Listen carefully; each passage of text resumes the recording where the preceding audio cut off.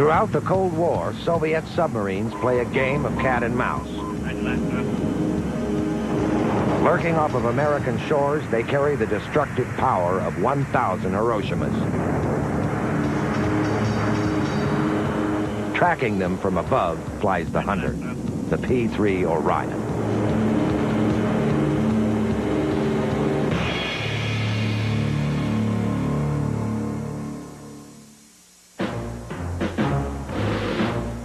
It is morning at the Naval Air Station in Jacksonville, Florida.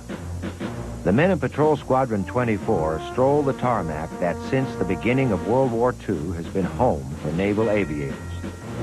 These 12 men are just one of the many teams around the world that fly the Navy's most unheralded aircraft, the Lockheed P-3 Orion. The Orion is not a glamorous plane. It is not fast, nor is it capable of breathtaking aerobatics.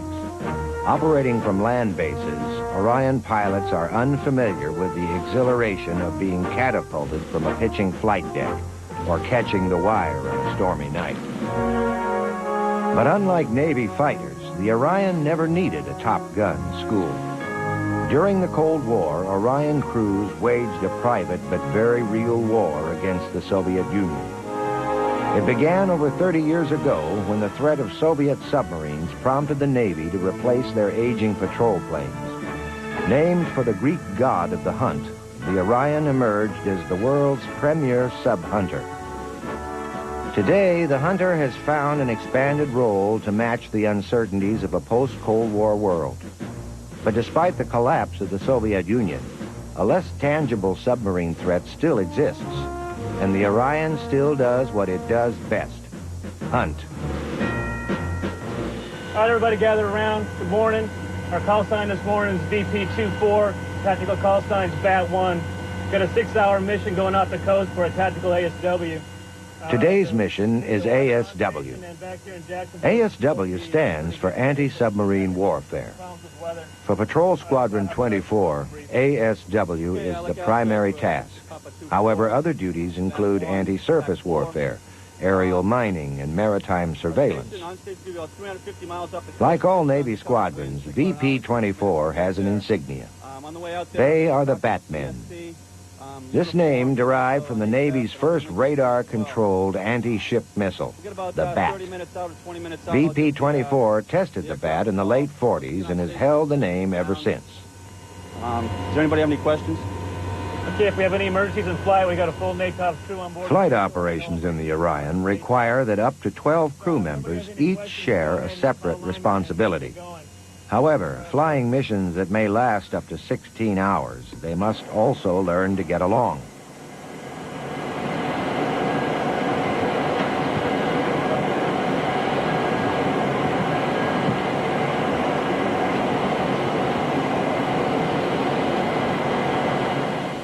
Deployed from land bases, Orion crews never have to live aboard a ship. 6-month deployments do, however, place squadrons anywhere from Iceland to Italy.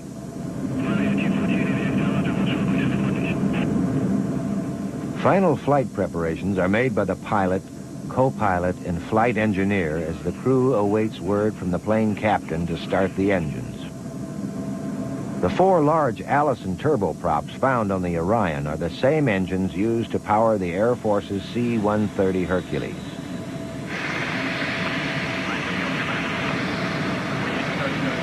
The all-gray color scheme has replaced the traditional white and gray of previous Orions. Although not as aesthetically pleasing, the change makes the plane over 300 pounds lighter in paint alone.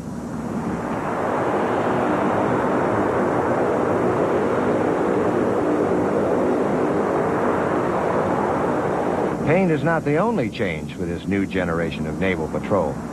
In recent years, the balance of world power has shifted drastically, forever altering the well-entrenched military dynamic of the Cold War.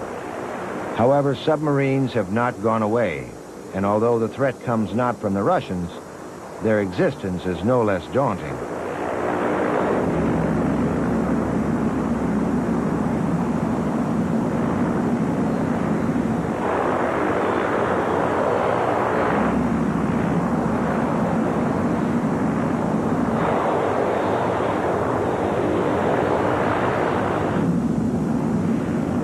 At 110 knots, Lieutenant Alan Poremba pulls back on the stick and the Orion is airborne. Taking off on an easterly course, our crew will first cross the wide St. Johns River before passing over Jacksonville and on to the tranquil blue waters off the Florida coast.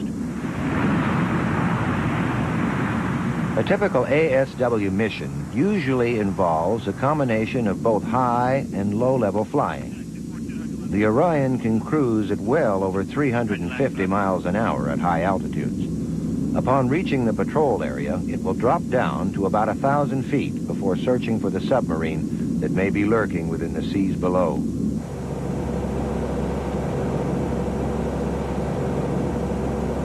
Okay, we're out here doing a surface surveillance search right now at 1,000 feet. We're flying loiter at 200 knots, looking for any targets. Okay, we've got a sub on the surface. I'm gonna go ahead and turn and see what kind of boat it is. Okay, crew. Although sub hunting is a daily chore, every sub contact draws the interest of the crew. Okay, we're gonna go ahead and descend down to about 300 feet, and we're gonna go ahead and man the urge. And radar's going to get a check on it. We'll go and see what kind of sub we've got here. Okay, we're starting to get a little better picture of him here. He looks like a U.S. boat from the bow planes. Most likely an LA class. That's our most up-to-date U.S. fast attack.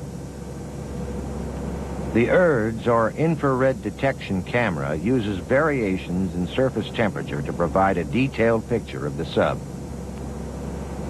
Okay, our URDS camera just verified that it is a LA-class submarine. He's heading roughly on an easterly course. Okay, we're flying over him now. You can see his whole outline in the water. He looks real impressive down here. Water's real clear, and you can just see by the plume he's putting up, he's got a lot of power. He's looking real impressive. Looks like they're transiting out of port, just getting ready to go out on an exercise. You can see their ops vary. They can do, when they're in port, they can come out and just do 2-week upkeep periods and just do some short exercises prior to going on a long-term deployment. Next to the P-3, I'd have to say submarines are probably the best ASW platform that we have in the United States inventory, because they can be in the same environment as the subs they're looking for, whereas we obviously have to look for them from the surface. Like the P-3 Orion, the American attack submarine was designed to neutralize what only a few years ago was America's greatest Cold War adversary. We cannot simply assume every nation wants the peace that we so earnestly desire. We're menaced by a power that openly condemns our values and answers our restraint with a relentless military buildup. Throughout the Cold War, high-profile military parades were held in Red Square. However, what was not showcased were Russia's most secretive weapons. They were lurking off the American coastline.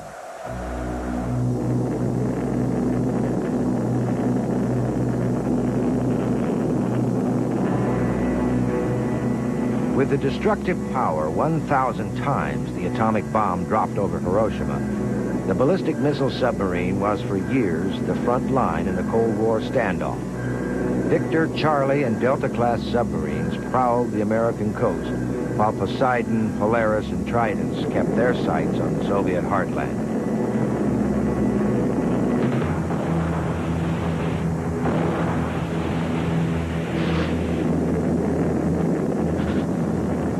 Of all the weapons in the Soviet and American arsenals, the submarine and their ballistic missiles were the most highly shrouded in secrecy. While new Soviet aircraft could be photographed by American interceptors during flyovers at a May Day parade, and troop movements and armament buildups could be picked up by satellites, the submarine was always an enigma. With their ultimate refuge being the protective cover of the deep, these stealthy weapons were the most elusive in the Soviet inventory. Despite the emergence of ballistic missile submarines, the traditional anti-ship attack vessels continued to be updated throughout the Cold War. Soviet Victor-class attack submarines carried the torpedo power to literally rip an enemy ship in half.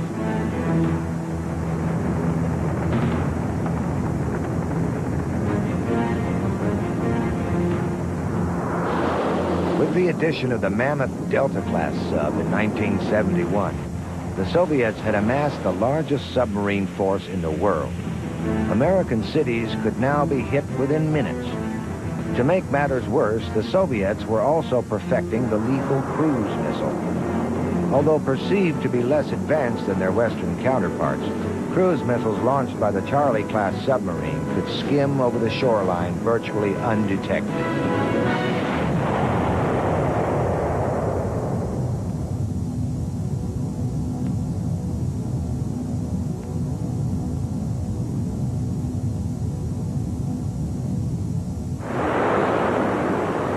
At the height of the Cold War, the P-3 Orion was the front line against the Soviet submarine threat. Detecting the sound of an ever more quiet adversary characterized this ongoing game of cat and mouse. The primary listening device utilized by Orion crews is the sonobuoy. Before each ASW mission, sonobuoys are loaded into each of the 48 launch tubes at the rear of the fuselage. It is from these tubes that the sonobuoys are launched when a subchase is underway. The diagonal slant of these tubes cancels the forward inertia of the aircraft, allowing the sonobuoy to land in the desired spot. Anthony Anderson is the ordnance officer in VP-24. In flight, we launched the sonobuoys from in the tubes right here. We have 3 of these. We call these our pressurized sono launch tubes. We simply place them inside there with a CAD on top of it. Shut the door, and electrical impulse fires the CAD, which pushes the buoy out. In the event these break, we also have what we call a free fall chute right here. You just lift that up, that's unpressurized, put a liner in there, and just drop the sonobuoy out.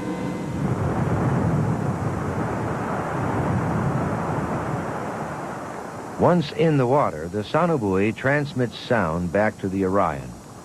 However, the ocean is alive with activity. Noise given off by both natural and man-made sources results in a unique commotion. It is the job of the sensor operator aboard the Orion to isolate the sound of the submarine from the chaos of the sea. Petty Officer Tim Laws explains. The acoustic station is the first phase of after the sonobuoy gains contact, or the sonobuoy in the water takes all the raw frequencies, noise.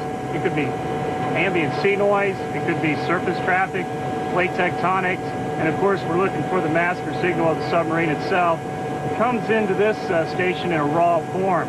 Once it goes through the equipment, the signal flow for instance, we're able to break it down into the ambient sea noise, surface, and of course we're looking for the submarine. The uniqueness about this station is every submarine in the world has its own fingerprint. And no matter what kind it is, it could be a fast attack submarine, or it could be a ballistic missile submarine, a diesel submarine as well. Everyone has its own particular thumbprint. The sensor 1 and 2 work together as a team to find that thumbprint or a portion of it in the ocean by taking the sound and putting it on a visual presentation such as this screen here. Once we find the visual presentation of a possible contact, we make a determination if it's a friendly submarine or if it's a foe. Once we make that determination, we find out what kind of oceanographics we're dealing with. Is it direct path contact? Is it closer? Or is it convergence zone, a much more distant type contact? We take that information and we work closer with the tactical coordinator and try to track the submarine. The tactical coordinator, or TACO, effectively becomes the aircraft commander when a subhunt is underway. He is responsible for the plan of action to be taken against the stealthy adversary lurking below. Maintaining complete radio silence, the TACO coordinates all communication between the pilot, navigator, and sensor operators.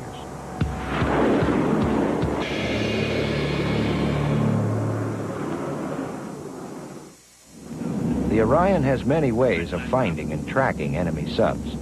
However, in this game of cat and mouse, both sides strive to be invisible. This is a passive covert station. We can stay at high altitudes, drop our sonobuoys, and I'm able to get that information out of the water and track the submarine without him knowing that I'm there. All the other sensors on board this aircraft require us to be at a little bit lower altitude, which puts us a little more risk because it puts sound in the water from the 4 large engines outside the aircraft.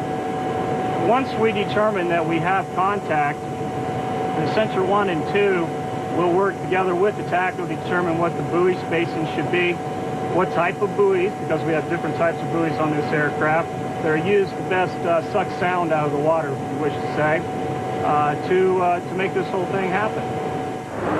3 decades of hide and seek have given Orion crews ample opportunity to polish their skills against Russian subs.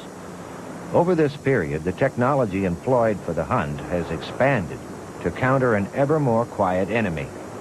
But more important than technology has been the experience of veteran crew members who pass on their knowledge to the next generation of airmen. Being able to identify a Charlie, a Victor, or a Delta-class submarine simply by its sound comes not from the classroom, but rather from on-the-job training. The proficiency with which these Cold War veterans perfected the art of the hunt caused noticeable frustration to the Soviet Navy. In fact, one Soviet admiral was quoted as saying that when he wanted to know the location of his subs, he simply asked where the Orions were operating.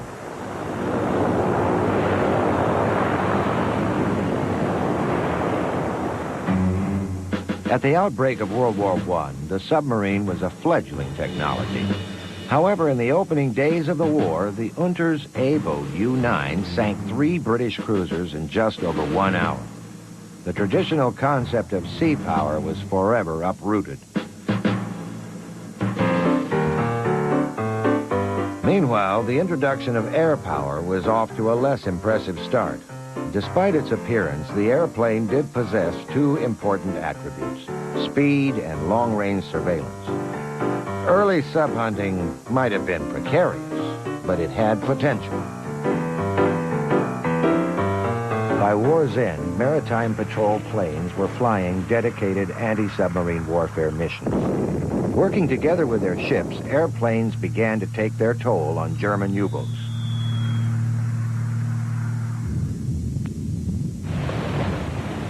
The resurgent German military juggernaut wasted little time in rebuilding their navy. While the rest of the world was looking inward, Germany again amassed a powerful fleet of U-boats. Prowling within the cold, dark waters of the North Atlantic, lethal German U-boats targeted supply ships, nearly severing the crucial Allied shipping lanes from America.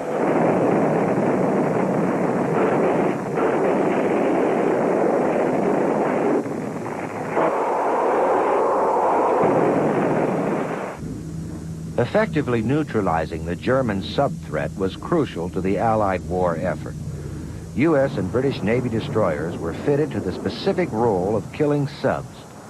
While ship-launched depth charges were effective when accurately placed, it was often difficult for a ship to find a submarine.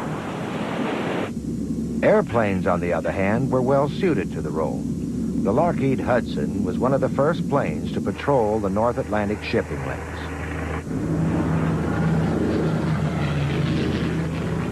As one of the first planes equipped with airborne radar, the Hunter could now see through the darkness of night. Thus ended the submarine's use of nighttime cover to surface and recharge its batteries. Soon, even the submarine's last refuge, the deep, was compromised by improvements in depth bombs and airborne sonar. At war's end, the Allied leaders celebrated the unified effort that had brought down Hitler. Peace conferences at Moscow and Yalta signaled in a new friendship. A friendship that was brought together by war and would be consolidated through peace. But as history would reveal, this was indeed a fragile unity. The first breakdown in relations involved the German capital of Berlin. Following the war, Russian soldiers blockaded all roads leading into the city. The American response was simple. They would get in from above. Without a shot being fired, the Berlin airlift was an appropriate beginning to the Cold War. In Moscow, the second war with Germany in only 25 years had vindicated the centuries-old Russian desire to keep their heartland protected with a buffer of land and troops. Stalin championed this philosophy, and the Soviet military machine was given full priority.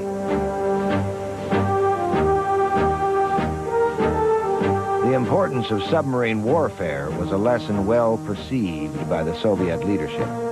Under the guidance of Joseph Stalin, submarine production flourished, and by the late 40s, the largest submarine fleet in the world was Soviet. The Americans were also aware of the importance of submarines in any future war.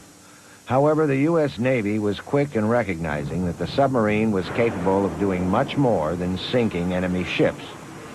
The German flying bombs that had rained terror on London during World War II had been modified by America, and by 1947 were being fired off Navy submarines.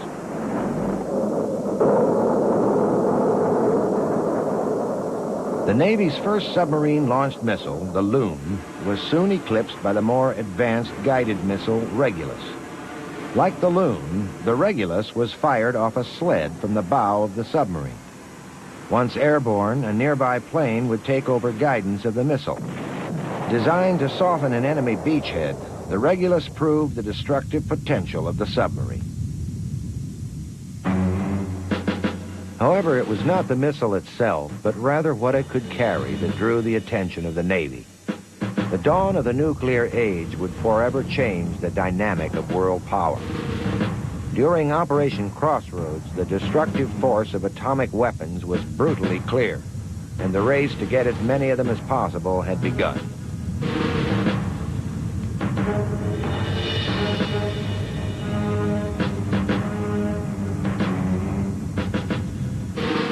By the early 50s, Russian Whiskey and Zulu-class submarines were equal to, if not better than, their Western counterparts.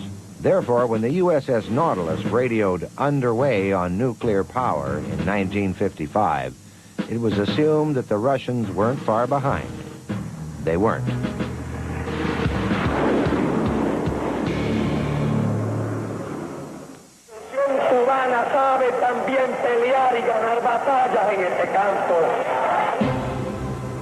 In October 1962, just 2 months after the first Orion delivery, Soviet ballistic missiles were discovered in Cuba. Subsequent photographs revealed the presence of other military hardware, including the Soviets' newest jet fighter, the MiG-21.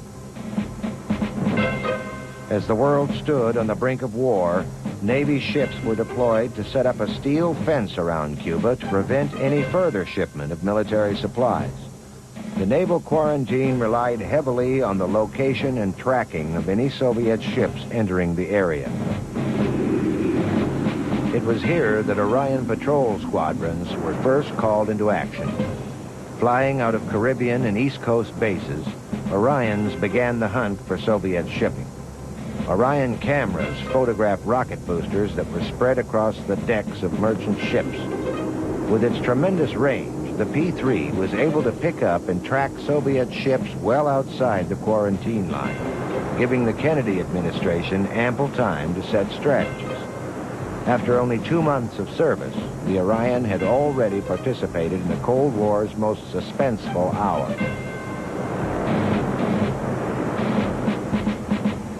The Orion that flies today is not the same aircraft that flew against Khrushchev's ships during the Cuban Missile Crisis. Although it shares engine and airframe, the electronic systems are almost entirely new. While still using the ever-effective sonobuoy and the distinctive metal-detecting magnetic boom on the tail, the P-3C now incorporates an onboard digital computer that integrates the operations of the navigational, avionics, flight control, and weapon systems. These improvements had almost as much to do with technological advancement as it did with the ever-expanding Soviet fleet. During the 60s and 70s, the the Soviet Navy grew at a rate which alarmed NATO leaders. Much of this growth was due to the influence and leadership of Admiral Sergei Gorshkov, a man who was determined to make the Soviet Navy the largest in the world. At the heart of this ambitious expansion was the development of the Soviets' first aircraft carrier, the Kiev.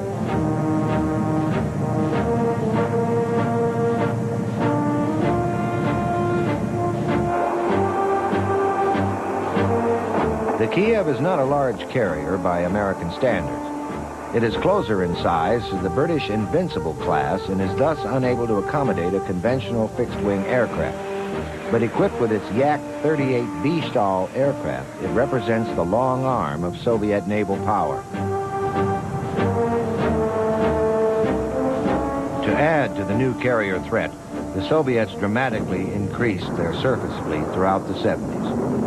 The proliferation of Soviet warships, notably the Kara-class cruisers and Kriva-class destroyers, gave Admiral Gorshkov the firepower necessary to compete with mighty carrier battle groups of the U.S. Navy.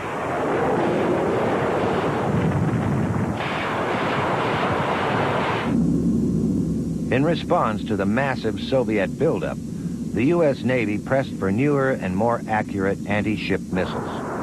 The McDonnell Douglas Harpoon missile was modified to be launched from both ships and submarines.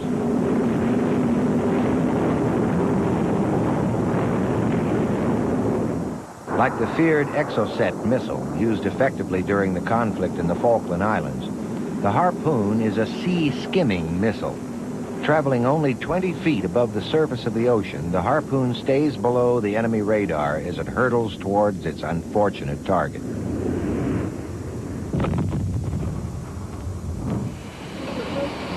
The updated model of the P-3 has been modified to carry the Harpoon missile. The Harpoon can be air-launched from a range of over 60 miles. Provided that the approximate position of the target is known and that no friendly ships are in the vicinity, the Harpoon can be left to navigate itself before homing in with its own radar.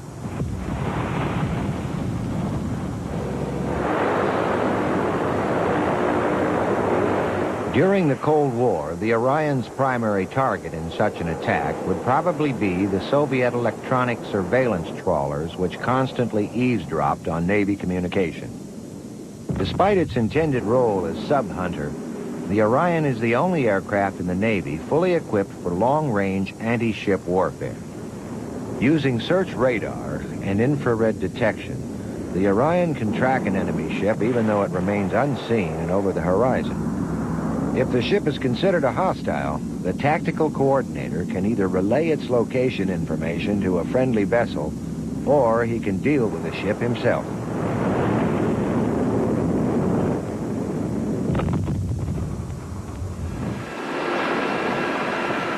Almost 3 decades after the Cuban Missile Crisis, the Hunter would again see action against merchant vessels, this time in the Middle East.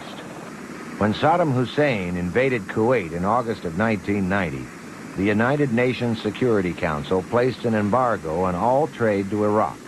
Within 24 hours of Iraq's invasion of Kuwait, P-3 Orions were patrolling the skies around the Arabian Peninsula. The first task of Orion crews was to provide vital data about Iraqi troop movements.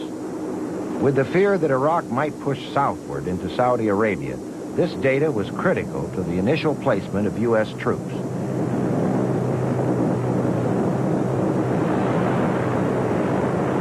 For the remainder of Operation Desert Shield, the Orion engaged in surveillance and interdiction of all ships suspected of violating the embargo against Iraq. On one particular mission, an Orion made a pass at what appeared to be an Egyptian freighter. However, the suspicious crew decided to take another look. On the second pass, the infrared display revealed that the Egyptian markings had been painted over Iraqi colors in an attempt to camouflage their registry. During this period, more than 6,000 ships were intercepted by patrol aircraft. As Desert Shield gave way to Desert Storm, airstrikes ensued and troops prepared for the invasion of Kuwait.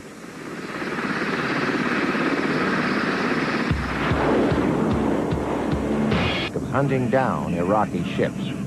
In the darkened skies over the Persian Gulf, Orion crews began their relentless search.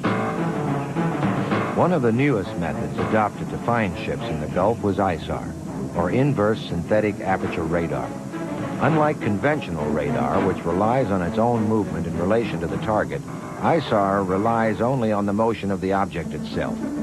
This allows the radar operator to work with a visual image rather than simply a blip on a screen, thus giving Orion crews better long-range detection. Attack planes like the A-6 Intruder work in conjunction with Orions on SUCAP, or Surface Air Combat Patrol. On one occasion, a radar operator in Patrol Squadron 4 sights a contact attempting to make a run from the Kuwaiti coast to an island base 15 miles offshore. The TACO quickly relays the information to Heartless 501, an intruder already prowling the area.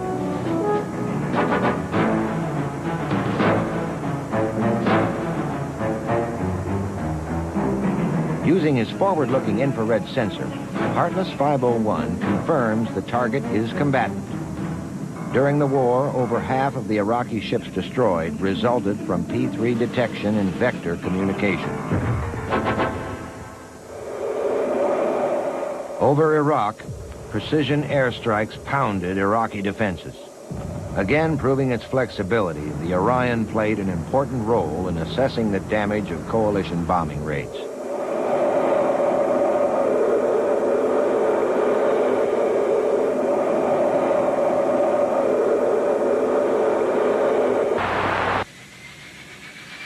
The U.S. Navy is not the only customer of the P-3 Orion. The U.S. Customs Service has discovered that when modified, the Orion is an effective hunter in a very different war, the war against illegal drug trafficking into the United States. Since the late 1960s, drug runners have utilized private airplanes as a means to smuggle drugs into the country. Flying in at low levels, smugglers had been able to sneak below most land-based radar and rendezvous at remote airstrips, often in the Florida Everglades.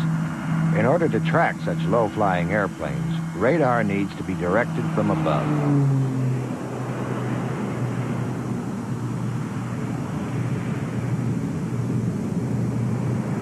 In the expanding war against smugglers, the Customs Service has employed an airborne early warning P-3 Orion.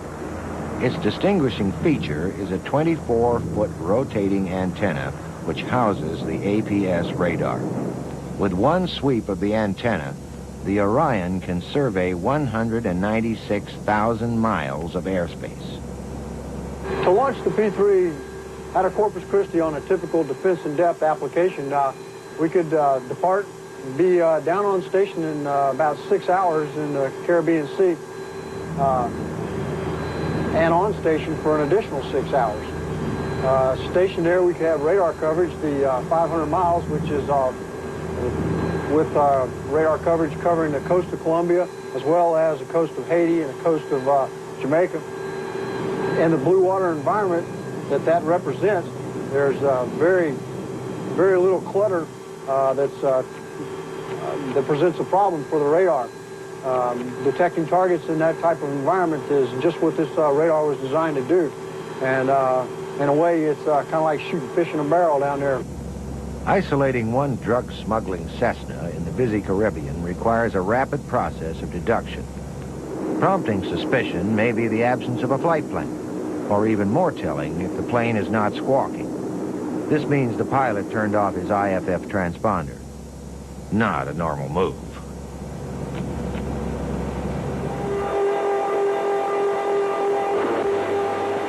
Once the P-3 isolates a suspicious target, its location and bearing are passed on to custom agents flying Cessna Citations or Black Hawk helicopters. It is here that the chase begins. Using the passive infrared system, the Cessna Citation can sneak behind the suspected aircraft at night, giving customs officers the important and sometimes amusing advantage of following the plane without the smugglers knowing that they are there.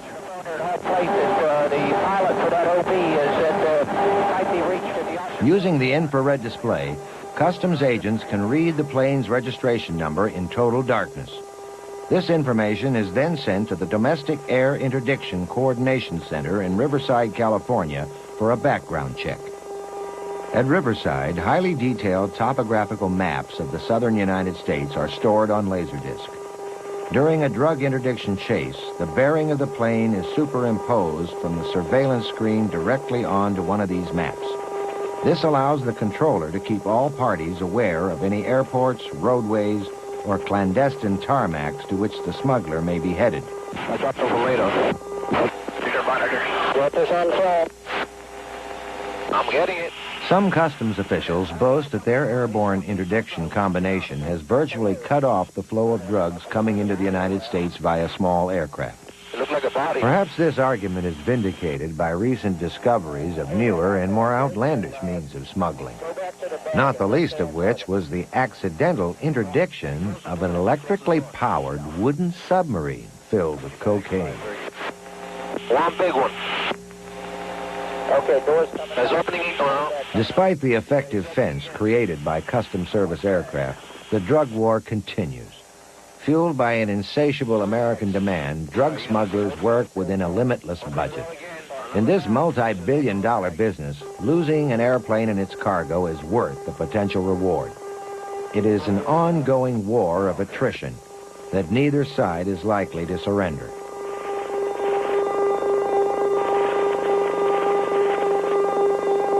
He crashed.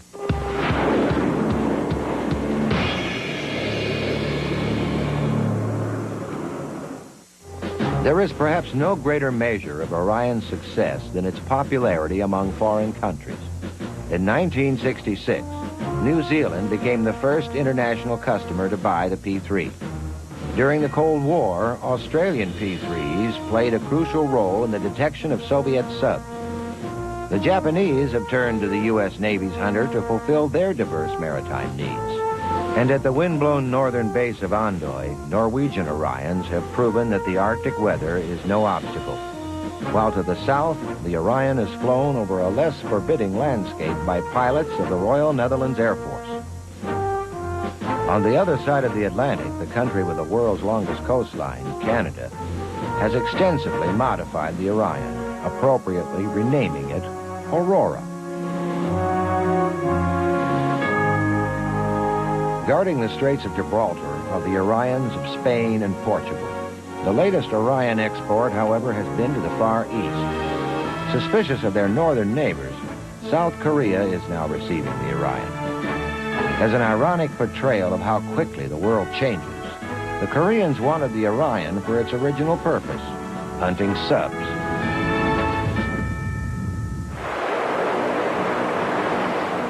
Whether the Orion is monitoring shipping lanes, water pollution, engaged in search and rescue, or hunting submarines, it spends much of the time near the surface of the ocean. Salt water is extremely corrosive to any machine, and airplanes are no exception. During a flight, ocean spray is pulled through the engine, wreaking havoc on parts and avionics. This is an aircraft cleaning system, known to naval aviators simply as the bird bath.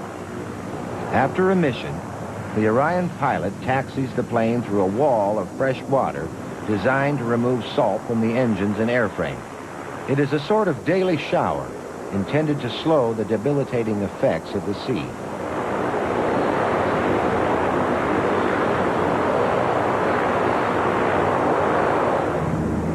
The end of the Cold War has enabled Orion crews to undertake the more peaceful roles of rescue and pollution control.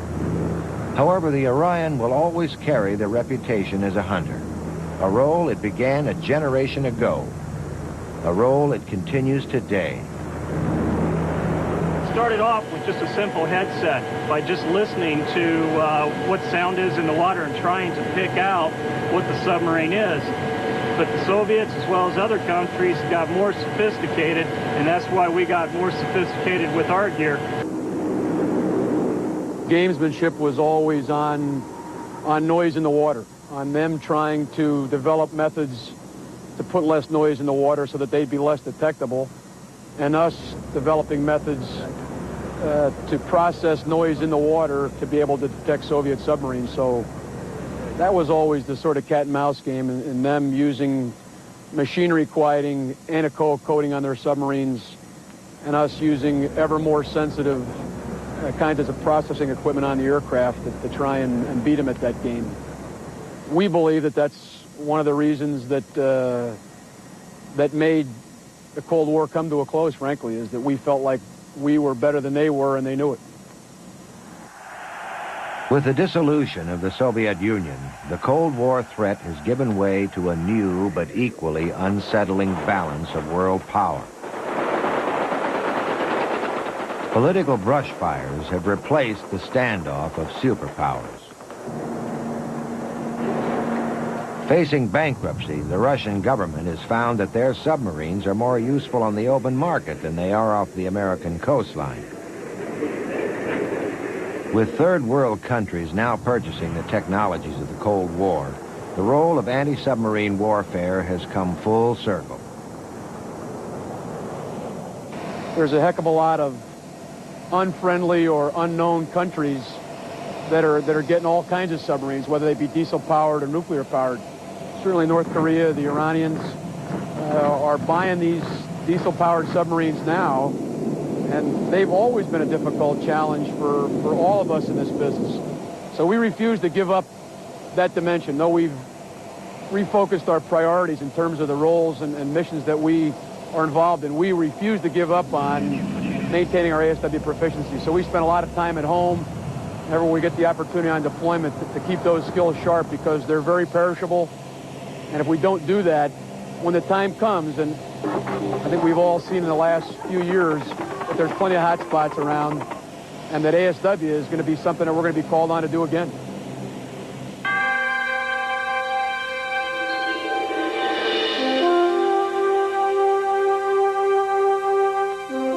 It is a new day at the Naval Air Station in Jacksonville. However, the stillness of the Florida sunrise is quickly shattered by the sound of the Hunter being prepared for the day's mission.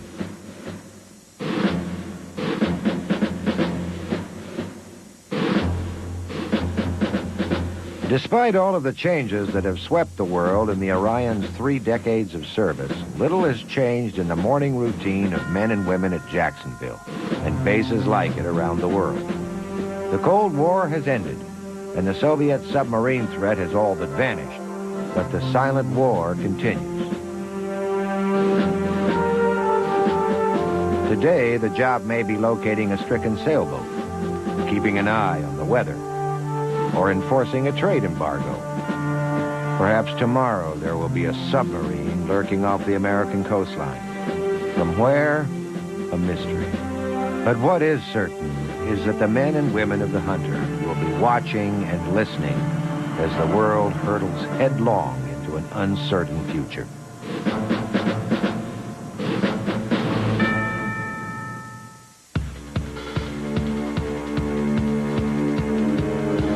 Coming up next on the Discovery Channel, brave African Americans protect and defend an ungrateful nation on rediscovering America, Buffalo Soldiers. Then the Transcontinental Railroad tames the western wilderness on the Wild West.